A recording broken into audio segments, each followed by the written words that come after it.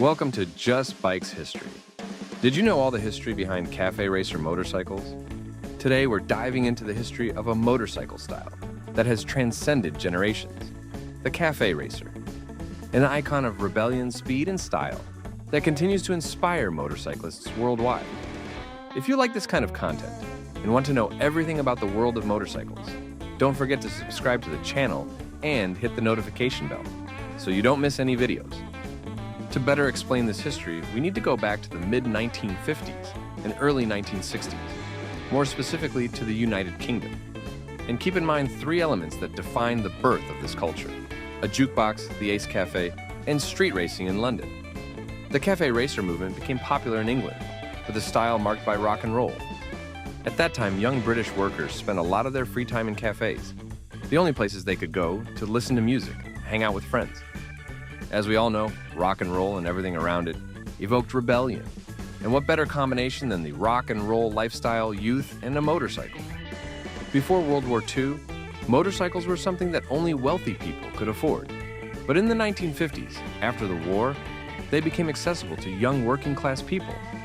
Riders modified their bikes in their home garages in a very artisanal and personalized way.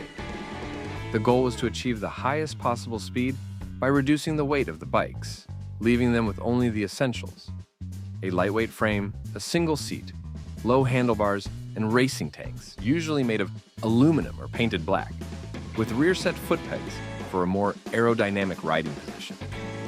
They were characterized by their rough and rugged appearance, which made them charming, and they could always be seen in front of cafes. Café racers knew each other very well and knew who was fast, who was brave, and who was reckless.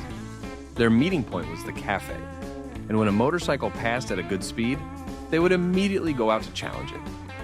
The races consisted of a short course. The classic lap started at the Ace Cafe, continued for a few blocks, and then the bikes returned to the cafe.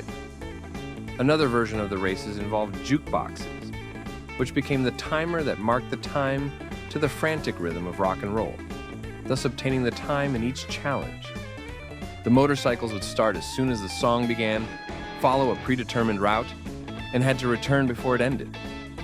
Officially, it all began in England, but it skyrocketed to fame thanks to the 1953 film The Wild One, which tells the story of the biker gang, Black Rebel Motorcycle Club. The boss is Marlon Brando, sporting a leather jacket, rolled-up jeans, and engineer boots, aboard a 1950 Triumph Thunderbird, the style that was found outside London cafes at that very moment. However, as with everything, there was a big distinction between film and real life. Americans were rebels living on the edge of the law, while the English were mostly busy listening to music in cafes and competing in short speed races. But where does the name Café Racer come from? The bikers of the time, mostly teenagers, would meet in cafes that were mostly frequented by builders and workers, who didn't really care about these kids racing on their motorcycles. But when they did, they would say dismissively, "You're not Mike Halewood or Jeff Duke, you're just a Café Racer." Despite the mockery, the kids considered it a title to be proud of. They didn't want to be boring professionals, but rather to provide an escape from the monotonous urban world around them.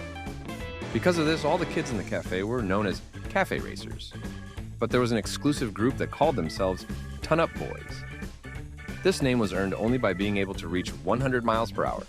It was a matter of honor that was often used as a test to be respected and join the club. Today, reaching 160 kilometers per h is something we can achieve quite easily with a mid-sized motorcycle.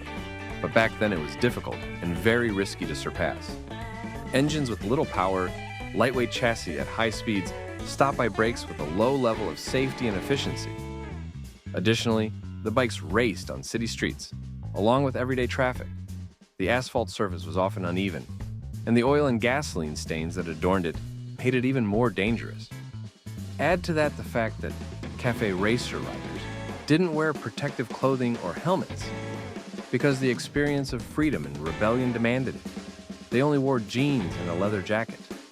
That's also why the Ton-Up Boys, who competed in these crazy races, became legendary.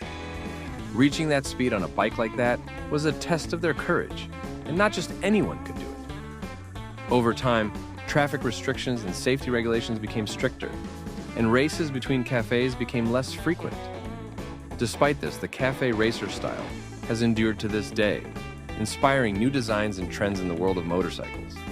Although they were legendary motorcycles and marked a whole generation, we are happy to see how brands from a few years ago have been reviving this style, with new technologies and more safety, trying to maintain that rebellious DNA.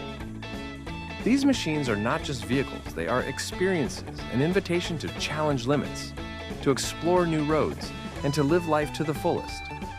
So put on your helmet, start the engine, and get ready for an unforgettable journey. Tell us, have you had or do you have a Café Racer? What bike would you like to know the origins of? Leave your comments and stories aboard these legitimate motorcycles. And if you like the video, don't forget to like it and follow us to make this motorcycle community bigger.